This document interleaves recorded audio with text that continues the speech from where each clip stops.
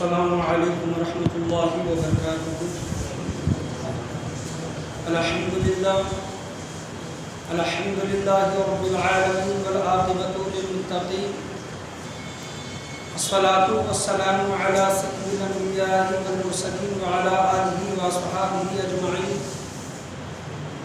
اما بعد فاعوذ باللہ من الشیطان الرجیم، بسم اللہ الرحمن الرحیم۔ والمقیمین الصلاة والمؤتون الزکاة والمؤمنون باللہ والیوم الآخر اولئک سنؤتیہم اجرا عظیما۔ صدق اللہ مولانا رسولہ النبی الامین المکین الکریم وعلی آلہ الشاہدین والشاکرین والحمد للہ رب العالمین۔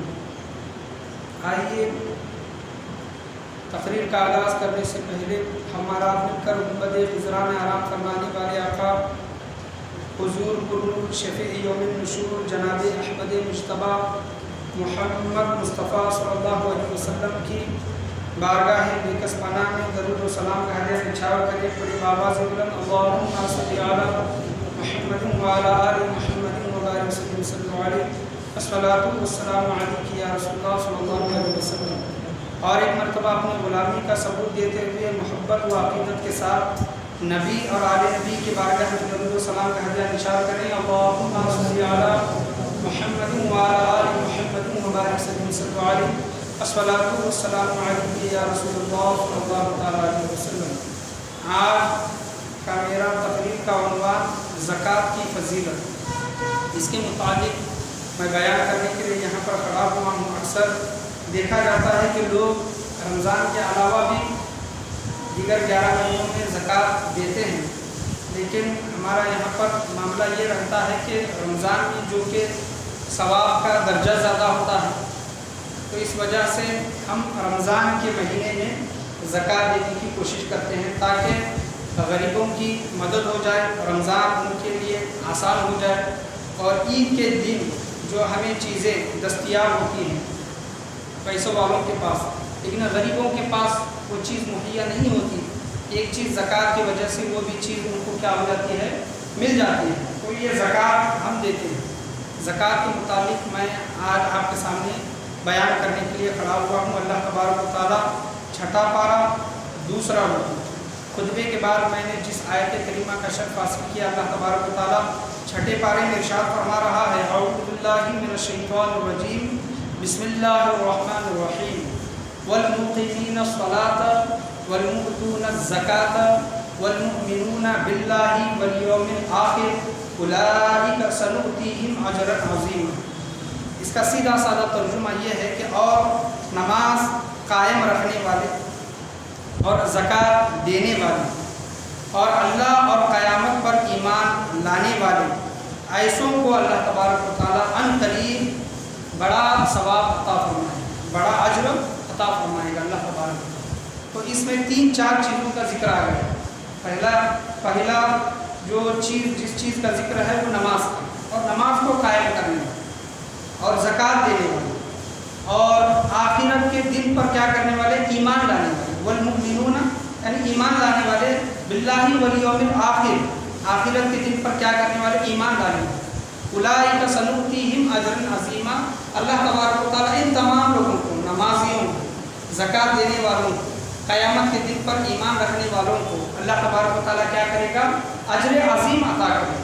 زکوٰۃ اسلام کے 5 ارکانوں میں سے ایک رکن ہے، اسلام کے 5 ارکانوں میں سے زکوٰۃ ایک رکن ہے، اور اسلام کا ایک ستون ہے، 5 ستونوں میں سے ایک ستون کس کو بولا جاتا ہے، پلر کو بولا جاتا ہے، جس پر عمارت، جس پر گھر کھڑا ہوا ہوتا ہے اس کو بولا جاتا ہے۔ کلمہ، نماز، روزہ، حج، زکوٰۃ، ان 5 چیزوں پر اسلام کی بنیاد ان 5 چیزوں پر ہے، اور ان 5 چیزوں میں سے اگر انسان کسی ایک چیز کا انکار کر دے، مثلا کلمہ پڑھتا ہے، نماز پڑھتا ہے، حج کرتا ہے، روزے رکھتا ہے، زکوٰۃ کا انکار کر دے تو انسان کافر ہو جائے۔ زکوٰۃ دیتا ہے، نماز پڑھتا ہے اور روزہ رکھتا ہے، کلمہ پڑھتا ہے، لیکن حج کا انکار کر دے انکار کر دے تو وہ انسان کیا ہوگا؟ کافر ہوگا۔ تو جس طرح نماز کی اہمیت ہے، روزے کی اہمیت ہے اور حج کی اہمیت ہے، اسی طرح زکوٰۃ کی بھی اہمیت ہے۔ زکوٰۃ کا انکار کرنے والا منکر انسان کیا ہے؟ کافر ہے۔ تو زکوٰۃ کا انکار کبھی بھی نہیں کرنا چاہیے۔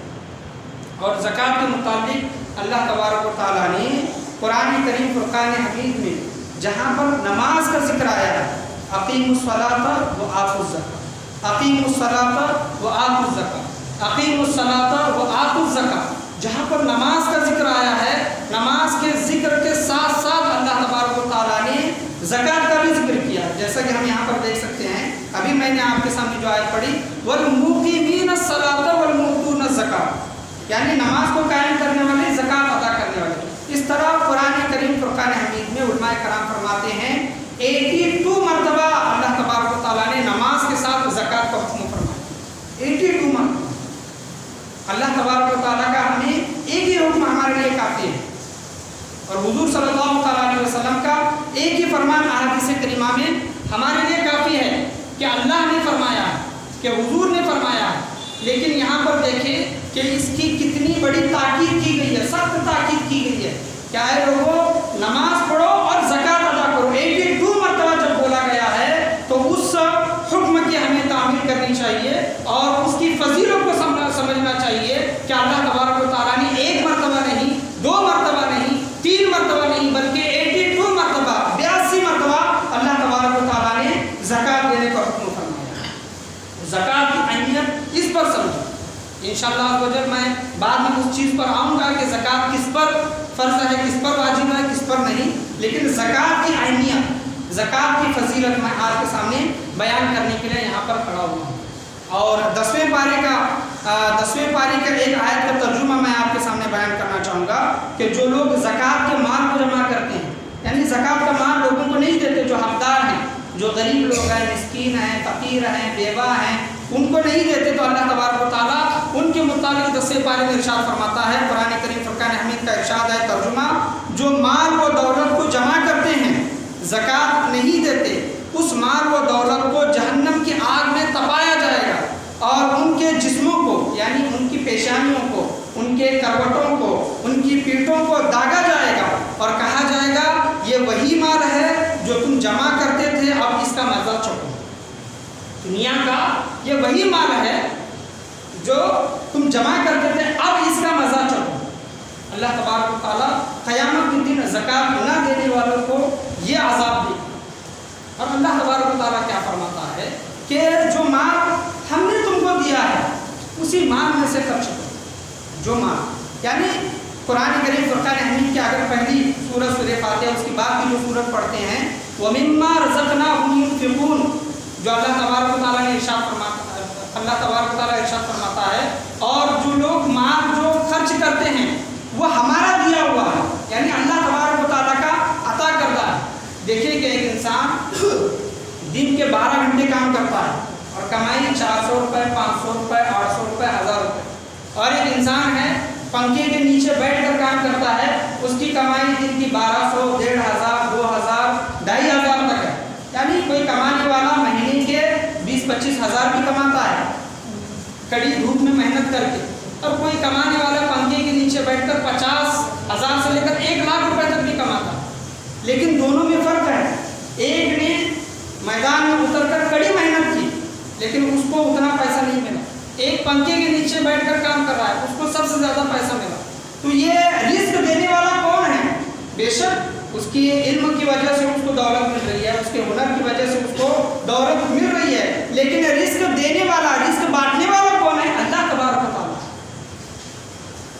وَمِمَّا رَزَقْنَاهُمْ يُنْفِقُونَ، اور ہمارے دیے ہوئے مال میں سے خرچ کرو، یہ اللہ کا فرمان ہے۔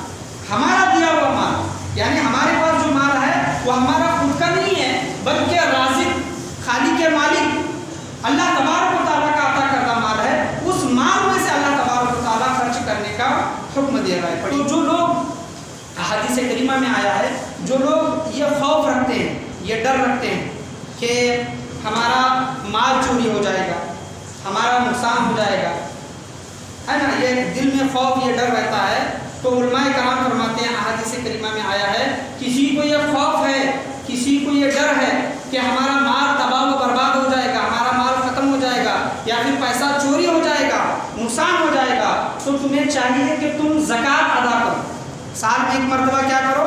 زکوٰۃ ادا کرو۔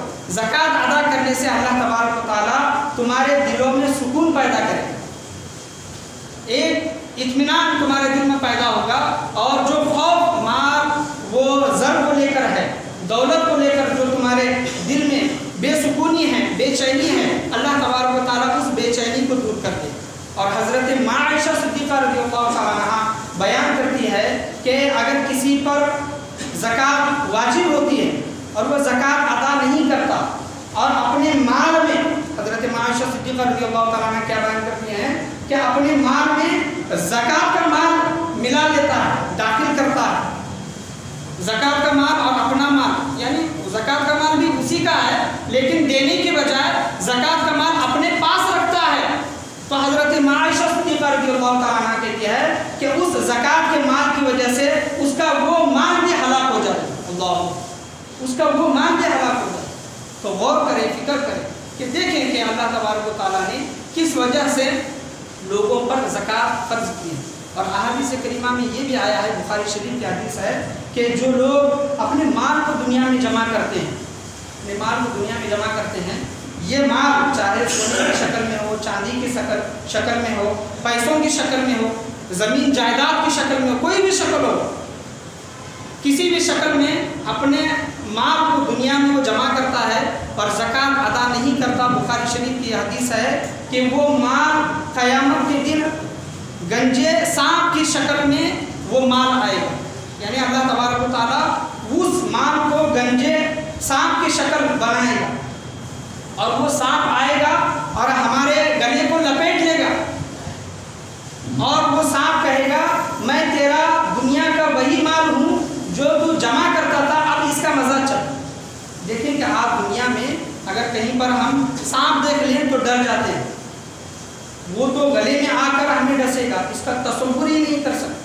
اور گنجا سانپ بہار شریعت میں اس کا ذکر آیا ہے، اس کی ڈیٹیل آئی ہے، گنجا سانپ کیوں بولا گیا، یعنی کسی سانپ کے سر پر بال آنے کے لیے 1000 سال لگتے ہیں، 1000 سال، اور جو سانپ جو زہریلا ہوتا ہے اور زہر کی وجہ سے جو اس کے جو بال اس کے سر پر جو جاتے ہیں وہ بال جانے کے لیے 1000 سال لگتے ہیں، 1000 یعنی 2000 سال کا وہ سانپ، یعنی سر پر بال آنے کے لیے 1000 سال، اور سر پر بال جانے کے لیے وہ بال کس وجہ سے گئے؟ اس کی زہر کے اثر کی وجہ سے 1000 سال۔ تو ایسا گنجا سانپ، ٹکلا سانپ جس کو ہم اپنی زبان میں بولتے ہیں، گنجا سانپ وہ آئے گا اور ہمارے گلے میں توق کی شکل میں، ایک ہار کی شکل میں، گلے کی توق کی شکل میں ہمارے گلے میں وہ آئے گا اور ہمیں ڈسے گا۔ یہ تو دنیا کے سانپ کی ایک مثال دے کر علماء کرام بیان کرتے ہیں، تو جو آخرت کے، جو قیامت کے جو سانپ اور بچھو ہیں ان کا تذکرہ ہی نہیں کیا جا سکتا، یعنی ان کا زہر ایسا زہر ہے کہ ان کے زہر کا ایک ذرہ برابر اگر دنیا میں ڈال دیا جائے، آخرت کا سانپ، قیامت کا سانپ، قبر کا سانپ، ان کے زہر کا ایک ذرہ برابر دنیا میں ڈالا جائے تو دنیا اس زہر کے اثر سے پوری تباہ و برباد ہو جائے۔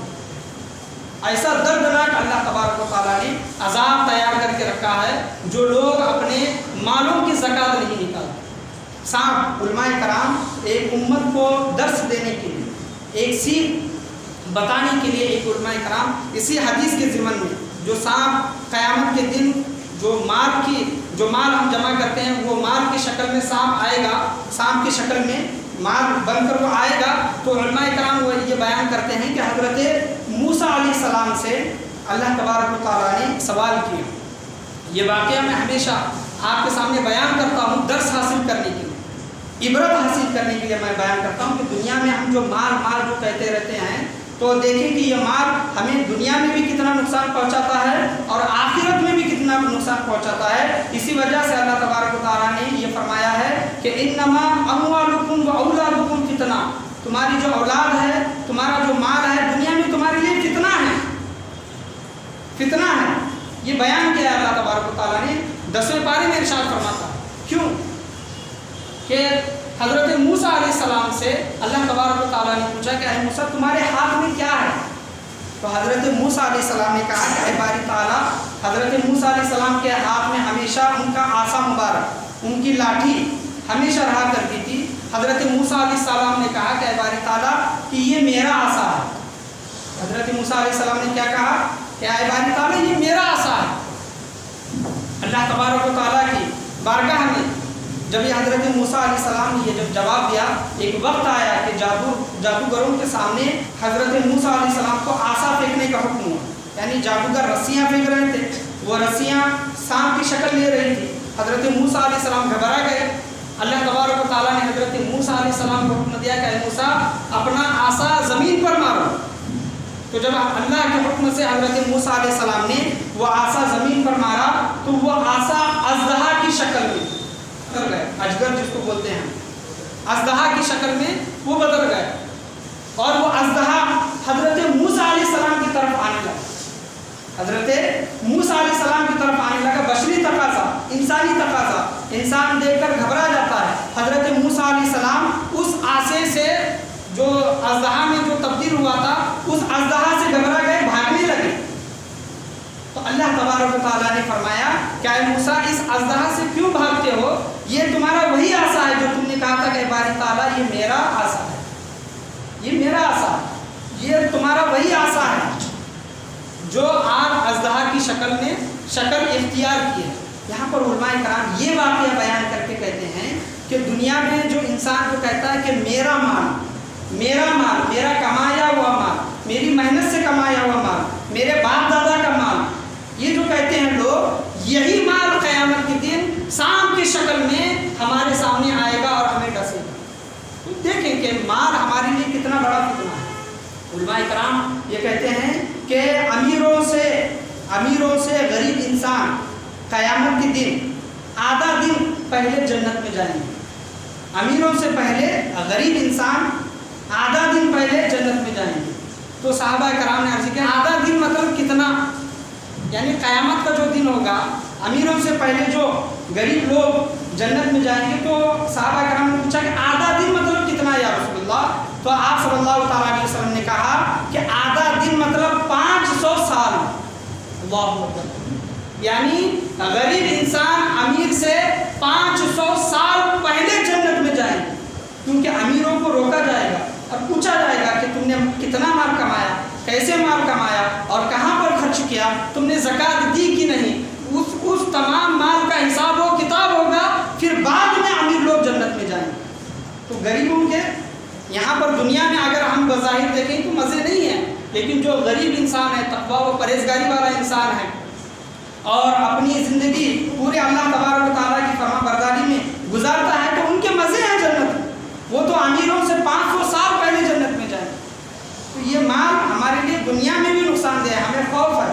یہ مال کی وجہ سے کئی بڑے بڑے لوگوں کی جانیں گئی ہیں، لوٹا گیا ہے ان کو۔ اس مال کی وجہ سے ان کو مارا گیا ہے، چوری کی گئی ہے، ان کے پورے گھردار کو مارا گیا ہے۔ کس وجہ سے؟ سبب کیا بنی؟ یہی مال ہوگا۔ تو یہ مال دنیا میں بھی ہمارے لیے آزمائش ہے اور آخرت میں بھی ہمارے لیے آزمائش بنے گا۔ اگر ہم اس مال سے بچنا چاہتے ہیں تو اللہ تبارک و تعالیٰ کے رسول صلی اللہ تعالیٰ علیہ وسلم نے جو ہمیں حکم فرمایا ہے کہ زکوٰۃ دین کا جس طرح نماز جس طرح ستون ہے، حج جس طرح ستون ہے، روزہ جس طرح ستون ہے، اس طرح زکوٰۃ بھی دین کا ستون ہے، بنیادی رکن ہے۔ تم زکوٰۃ ادا کرو، زکوٰۃ سے مت بچو۔ ایک سال میں ایک مرتبہ زکوٰۃ دینے کا جو وقت آتا ہے تو اس وقت سے زکوٰۃ دینے سے گریز نہ کرو، نہ بچو، بلکہ زکوٰۃ جس وقت تمہارے پر ادا ہو، واجب ہو، زکوٰۃ ادا کر دیا۔ ہم دنیا میں دعا مانگتے ہیں کہ باری تعالیٰ ہمیں جنت الفردوس میں اعلیٰ سے اعلیٰ مقام عطا فرما۔ جنت الفردوس مانگتے ہیں نا، جنت الفردوس میں ہمیں مقام عطا فرما۔ اللہ تبارک و تعالیٰ کیا فرماتا ہے زکوٰۃ دینے والوں کے متعلق؟ والذین هم للزکاة فاعلون، جو زکوٰۃ دیتے ہیں وہ کامیاب ہو گئے۔ اولئک هم الوارثون الذین یریثون الفردوس هم فیہا خالدون، یعنی جو زکوٰۃ دیتے ہیں وہ جنت الفردوس کے وارث ہوں گے۔ اولئک هم الوارثون الذین یریثون الفردوس هم فیہا خالدون، وہ جنت الفردوس میں ہمیشہ ہمیشہ جنت میں رہیں۔ دیکھیں کہ جنت الفردوس کی جب ہم دعا مانگتے ہیں تو جنت الفردوس ہمیں کس طرح ملے گی؟ زکوٰۃ ادا کرنے سے ملے گی۔ حضور صلی اللہ تعالیٰ علیہ وسلم کے دور میں ایک صحابی جو حضور صلی اللہ تعالیٰ علیہ وسلم کی صحبت ان کو حاصل ہوئی، لیکن غریبی کی زندگی انہوں نے گزاری۔ ایک دیکھیں کہ ایک مثال واقعہ ہمارے سامنے جب ملتا ہے تو دولت جیسی چیز ہمارے پاس آتی ہے تو ہو سکتا ہے کہ اس دولت کی وجہ سے ہم ایمان سے ہاتھ دھو بیٹھیں، ایمان ہمارے ہاتھوں سے چلا جائے۔ صحابہ یہ حضور صلی اللہ علیہ وسلم کی بارگاہ میں آئے، غریب تھے، اور ان کو مسجد کا کبوتر بھی بولا جاتا تھا، یعنی ہمیشہ مسجد میں رہا کرتے تھے، یعنی ان کا خود کا گھر نہیں تھا، مسجد میں ہمیشہ رہا کرتے تھے اور نمازیں ادا کرتے تھے۔ صحابہ حضور صلی اللہ علیہ وسلم کی بارگاہ میں آئے اور کہنے لگے کہ یا رسول اللہ میں غریب ہوں، میں مالدار ہو جاؤں تو میرے لیے دعا فرمائیں۔ حضور صلی اللہ علیہ وسلم نے فرمایا کہ اے صحابہ، زیادہ مال سے کم مال بہت اچھا ہے۔ زیادہ مال انسان کے پاس ہو اس سے بہتر ہے کہ اس کے پاس کم مال ہو۔ وہاں سے چلے گئے، کچھ دن کے بعد پھر آئے اور کہنے لگے کہ یا رسول اللہ غریبی بہت ہے، بھوک مری بہت ہے، لہٰذا میں مالدار ہو جاؤں، میرے لیے دعا فرمائیں، میری یہ گزارش ہے۔ حضور صلی اللہ علیہ وسلم نے ہاتھ اٹھا کر صحابہ کے لیے دعا فرمائی کہ اے باری تعالیٰ صحابہ کو کیا کر دے؟ مالدار کر دے۔ اور حضور صلی اللہ علیہ وسلم کی دعا قبول بھی ہوئی۔ حضور صلی اللہ علیہ وسلم نے صحابہ کو کہا کہ تم بکریاں خرید۔ انہوں نے بکریاں خریدی اور بکریوں کی تعداد اتنی بڑی، نسل اتنی بڑی، جیسے کیڑوں کی پیداوار ہوتی ہے اس طرح بکریوں کی تعداد بڑھتی گئی۔ وہ صحابہ جو پنجگانہ با جماعت مسجد میں نماز ادا کرتے تھے، بکریاں بڑھنے کی وجہ سے کیا کیا کہ انہوں نے مسجد کے باہر ایک روم لے لیا، ایک کمرہ لے لیا بکریوں کے لیے، وہاں پر رہنے لگے اور کچھ نمازیں ان کی ناگاہ ہونے لگی، قضا ہونے لگی۔ صرف ظہر و عصر کو آتے تھے بکریوں کے وجہ سے۔ پھر اور بکریوں کی تعداد بڑھی تو وہ کمرہ چھوڑ کر، وہ روم چھوڑ کر وہ جنگل میں جا کر رہ گئے، یعنی ہزاروں ڈھیروں بکریاں ان کی ہو گئی۔ اور جو 5 میں سے 2-3 نمازوں کو جو آیا کرتے تھے وہ 2-3 نمازیں بھی چھوڑ دیے انہوں نے اور صرف جمعہ کو آنے لگی۔ اتنی بکریاں بڑھی کہ جمعہ بھی انہوں نے کیا کیا؟ ترک کیا۔ حضور صلی اللہ علیہ وسلم کو جب اس بات کا پتہ چلا تو انہوں نے صحابہ پر افسوس کیا، ہے صحابہ افسوس ہے، لیکن جب زکوٰۃ وصول کرنے کا جب وقت آیا، صحابہ کرام زکوٰۃ وصول کرنے کے لیے امیر لوگوں کے پاس جایا کرتے تھے، تو صحابہ کے پاس بھی حضور صلی اللہ تعالیٰ علیہ وسلم نے اپنے صحابہ کو بھیجا۔ صحابہ کے پاس جب حضور صلی اللہ علیہ وسلم کا پیغام لے کر پہنچے کہ تمہارے اتنے بکریاں ہیں، اتنا مال ہے، تم زکوٰۃ دو، تو صحابہ نے کہا کہ یہ زکوٰۃ نہیں، یہ تو ٹیکس ہے، یہ زکوٰۃ نہیں، یہ تو ٹیکس ہے۔ وہ جو جن کو حضور صلی اللہ علیہ وسلم کی صحبت حاصل ہوئی تھی، جو پنجگانہ با جماعت پڑھتے تھے، نماز پڑھتے تھے، دیکھیں کہ آج مال نے ان کا کیا حال کیا۔ انہوں نے کہا کہ یہ تو زکوٰۃ ہے، یہ تو ٹیکس ہے، لہٰذا میں سوچ کر انشاءاللہ میں زکوٰۃ دے دوں۔ تو جب وہ حضور صلی اللہ علیہ وسلم کی بارگاہ میں صحابہ کا پیغام لے کر آئے تو حضور صلی اللہ تعالیٰ علیہ وسلم نے ان پر افسوس کیا اور کہا کہ صحابہ افسوس ہے، صحابہ افسوس ہے۔ اور ان کے مطابق قرآن کریم فرقان حمید میں آیت نازل ہوئی، وہ جو حضرت صحابہ کہتے تھے کہ یا رسول اللہ میں اگر مالدار ہو جاؤں گا تو میں حقداروں کا حق دوں گا، غریبوں کی مدد کروں گا، اللہ کے حکم کی تعمیل کروں گا۔ اللہ نے قرآن کریم فرقان حمید کی آیتیں اتاری۔ جو لوگ یہ کہتے تھے کہ اللہ تبارک و تعالیٰ ہمیں مال عطا کرے گا تو ہم حقداروں کا مال عطا کریں گے، آج وہی لوگ کنجوس بخل کرنے لگے۔ جب اس آیت کریمہ کا جب پتہ چلا، زکوٰۃ تھا، زکوٰۃ نکال کر حضور صلی اللہ علیہ وسلم کی بارگاہ میں آئے تو حضور صلی اللہ علیہ وسلم نے فرمایا تمہاری زکوٰۃ قبول نہیں ہے، تمہارے متعلق اللہ تبارک و تعالیٰ نے قرآن کریم فرقان حمید میں آیتیں اتاری ہیں، لہٰذا تم اپنا زکوٰۃ کا مال لے کر جاؤ۔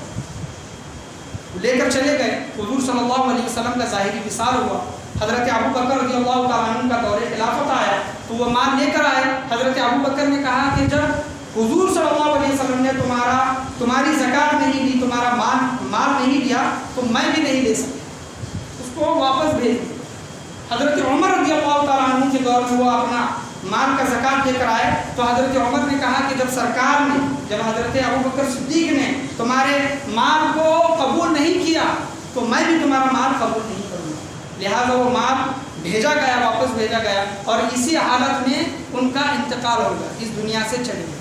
تو وہ صحابہ جن کو حضور صلی اللہ تعالیٰ علیہ وسلم کی صحبت حاصل تھی، مسجد کا کبوتر جن کو بولا جاتا تھا، لیکن آج مال کی وجہ سے تباہ و برباد ہو گئے۔ تو یاد رکھیں کہ مال ایک ایسی چیز ہے جس کے مطابق اللہ تبارک و تعالیٰ نے قرآن کریم فرقان حمید میں صاف صاف فرمایا ہے کہ یہ مال تمہارے لیے کیا ہے؟ فتنہ ہے۔ مال تمہارے لیے فتنہ ہے۔ جب انسان کے پاس مال آتا ہے تو انسان زکوٰۃ دینے سے بچتا ہے۔ ایک میسج ہمیشہ گھومتا رہتا ہے واٹس ایپ پر، اور خاص کر رمضان کے دنوں میں ایک واٹس ایپ پر ایک میسج گھومتا ہے کہ وہ کیا زکوٰۃ کے متعلق ہی اس کو بولا گیا ہے کہ دیکھیں کہ آپ اگر مارکیٹ سے ایک کلنگڑا جس کو ہم کہتے ہیں کلنگڑا تربوز اگر لے کر آتے ہیں تو پورا کا پورا تربوز ہم نہیں کھاتے، کیلے لے کر آتے ہیں تو پورا کا پورا ہے ویسا کیلا ہم نہیں کھاتے، بلکہ اس کے چھلکے نکال کر اس کا اندر کا مال کھاتے ہیں۔ تربوز میں سے بھی نکال کر اس کے اندر کا مال کھاتے ہیں، یعنی 100 میں سے ایک 20% وہ ویسٹ جاتا ہے، ضائع جاتا ہے، اور ہمیں اس کا افسوس نہیں ہوتا۔ کیوں نہیں ہوتا؟ کیونکہ ہمیں پتہ ہے کہ یہ چیز کھانے کی نہیں ہے، یہ چیز جانوروں کی ہے۔ یعنی یہ جو اس کے چھلکے وغیرہ جو نکالے جاتے ہیں، کوئی اس کو پھینک دیتا ہے راستے پر، کوئی اس کو اچھی چیزوں میں یوز کرتا ہے، یعنی جانوروں کو کھانے کے لیے دے دیتا ہے۔ میں بلا تمثیل بغیر کوئی مثال دیے یہاں پر سمجھا رہا ہوں کہ جب اس چھلکے کے جانے کا ہمیں افسوس نہیں ہے کہ اتنا تو وہ جاتا ہی ہے، تو ہمارے دولت کا بھی معاملہ ایسے ہی ہے۔ ہمارے دولت کا بھی معاملہ ایسے ہی ہے۔ اگر ہمارے پاس 100 روپے ہے تو 100 روپے میں سے صرف 2.5 روپے 2.5 یعنی صرف 2.5 روپے وہ غریبوں کا حق ہے۔ 100 میں سے صرف 2.5% وہ غریبوں کا حق ہے۔ 1000 روپے میں سے کتنے؟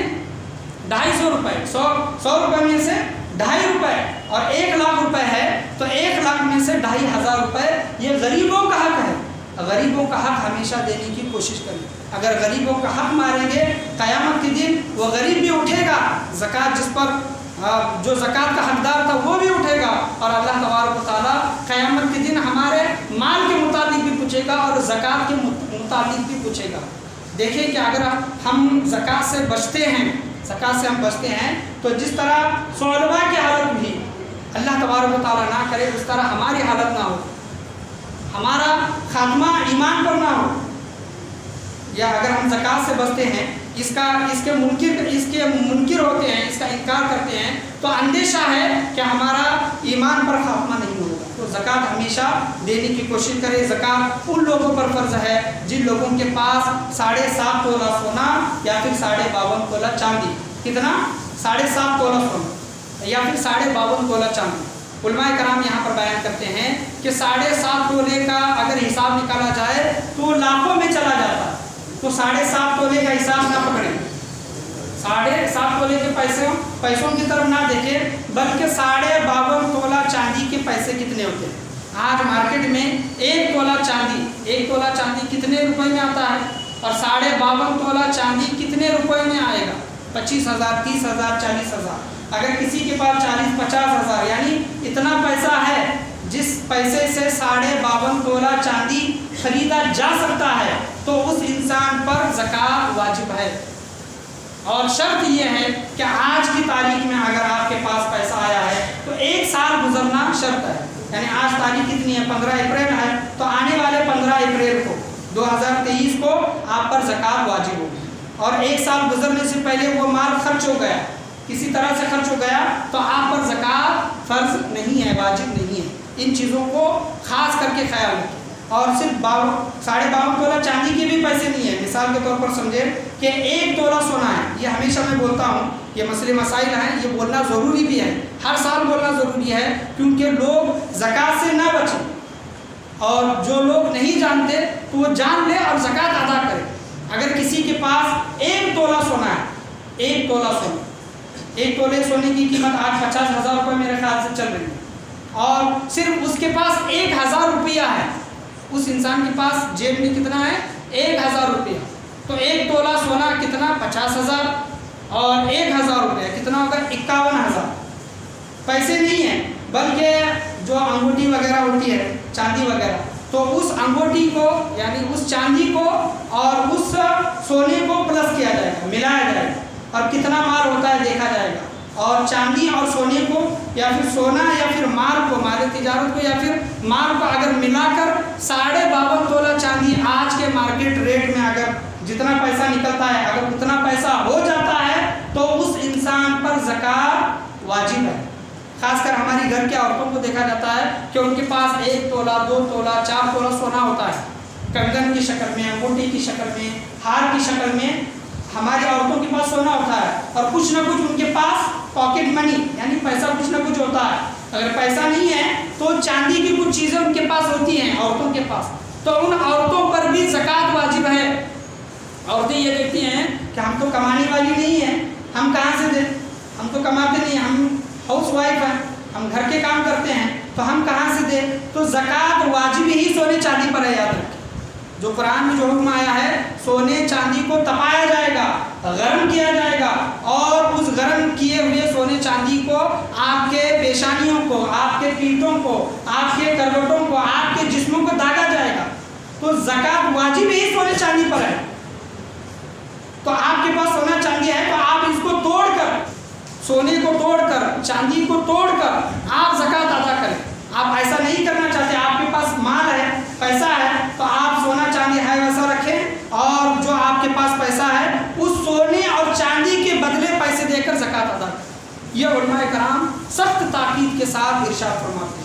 جو آپ کے پاس اس کا علم آ گیا ہے تو اپنی گھر کی عورتوں کا بھی زکوٰۃ نکالیں. اگر گھر کی عورتیں زکوٰۃ نہیں دیتی، سونا چاندی وغیرہ توڑ کر نہیں دیتی، اور ان کے بدلے میں ان کا شوہر دے رہا ہے، ان کا بیٹا دے رہا ہے، ان کا بھائی دے رہا ہے، ان کا باپ دے رہا ہے، تو بھی زکوٰۃ ادا ہو جائے گی. اگر کوئی گھر کا آدمی اگر کوئی عورتوں کی طرف سے زکوٰۃ دے رہا ہے تو زکوٰۃ ادا ہو جائے گی. لیکن بہتر یہ ہے کہ عورتیں اپنے خود زکوٰۃ نکال کر زکوٰۃ ادا کریں، کیونکہ اس سے ثواب تو ان کو زیادہ ملے گا ہی، اور زکوٰۃ کی اہمیت ایک سمجھ میں آئے گی کہ 82 مرتبہ 82 مرتبہ قرآن کریم فرقان حمید میں زکوٰۃ کا حکم کیوں آیا ہے؟ کیوں آیا ہے؟ اتنی سخت تاکید کے ساتھ اللہ تبارک و تعالیٰ نے کیوں فرمایا ہے؟ ارشاد فرمایا ہے. نماز کا جہاں پر ذکر آتا ہے وہاں پر زکوٰۃ کا بھی ذکر اللہ تبارک و تعالیٰ نے کیوں فرمایا؟ علماء کرام فرماتے ہیں، حدیث کریمہ میں ہے کہ جو شخص زکوٰۃ نہیں دیتا، بھلے ہی وہ 5 وقت کا نمازی ہو، تو زکوٰۃ نہ دینے کی وجہ سے اس کی نمازیں قبول نہیں ہوئی. دیکھیں آپ، زکوٰۃ نہ دینے کی وجہ سے اس کی نمازیں قبول نہیں ہیں. اور زکوٰۃ جو ادا نہیں کرتے اور اپنے مال کو صرف میرا مال کر کے جمع کرتے ہیں، تو دنیا میں بھی وہ نقصان اٹھانے والے ہیں، اور آخرت میں تو خسارے ہی خسارے ہیں. بہت بڑا نقصان ہے، بہت بڑے دردناک عذاب سے اللہ تبارک و تعالیٰ نے اپنے حبیب کریم صلی اللہ تعالیٰ علیہ وسلم کو ڈر سنانے کی خوشخبری دی ہے کہ اے حبیب ان کو ڈر سناؤ کہ جو لوگ اپنی مالوں کی زکوٰۃ نہیں نکالتے تو ان کے لیے یہ عذابات تیار کر کے اللہ تبارک و تعالیٰ نے رکھے ہیں. اللہ سے دعا ہے کہ اللہ تبارک و تعالیٰ ہم تمام لوگوں کو بولنے سننے سے زیادہ عمل کی توفیق عطا فرمائے. زکوٰۃ سال میں 1 مرتبہ مالداروں پر واجب ہے، فرض ہے. اگر ہم صاحب نصاب ہیں اور ہمارے اوپر زکوٰۃ واجب ہے، فرض ہے، تو اللہ تبارک و تعالیٰ ہمیں صحیح حقداروں کے ساتھ وہ زکوٰۃ دینے کی اور ان کو وہ ادا کرنے کی اللہ تبارک و تعالیٰ ہم تمام لوگوں کو توفیق عطا فرمائیں. زکوٰۃ کے متعلق آج کے درس میں جو کچھ بھی بولا گیا، سنا گیا، بولنے میں، سننے میں، سمجھانے میں کسی بھی قسم کی غلطی ہوئی ہوگی، اللہ تبارک و تعالیٰ محض اپنے فضل و کرم سے اسے معاف عطا فرمائیں. زکوٰۃ جیسی عظیم عبادت کو اللہ تبارک و تعالیٰ ہمیں ادا کرنے کی توفیق عطا فرمائیں. زکوٰۃ غریبوں کا حق ہے، یتیموں کا حق ہے، بیواؤں کا حق ہے، مسکینوں کا حق ہے، فقیروں کا حق ہے. اللہ تبارک و تعالیٰ وہ حق ادا کرنے کے اللہ تبارک و تعالیٰ ہم تمام لوگوں کو توفیق عطا فرمائیں. ہمارا مال کتنا ہوتا ہے وہ مال نکالیں اور اس مال کے حساب سے جتنی زکوٰۃ ہوتی ہے وہ زکوٰۃ ادا کرنے کی کوشش کریں. اور گزرے ہوئے سالوں میں اگر ہم نے زکوٰۃ نہیں ادا کی ہے لا علمی کی وجہ سے، علم نہ ہونے کی وجہ سے، تو ان تمام گزرے ہوئے سالوں کی بھی زکوٰۃ اللہ تبارک و تعالیٰ ہم تمام لوگوں کو ادا کرنے کی توفیق عطا فرمائیں. لا الہ الا اللہ محمد رسول اللہ صلی اللہ تعالیٰ علیہ وسلم. وآخر دعوانا ان الحمد للہ رب العالمین. سبسکرائب کیجیے ہمارے چینل کو اور بیل آئیکن کو دبائیے ہماری لیٹسٹ ویڈیو سب سے پہلے دیکھنے کے لیے.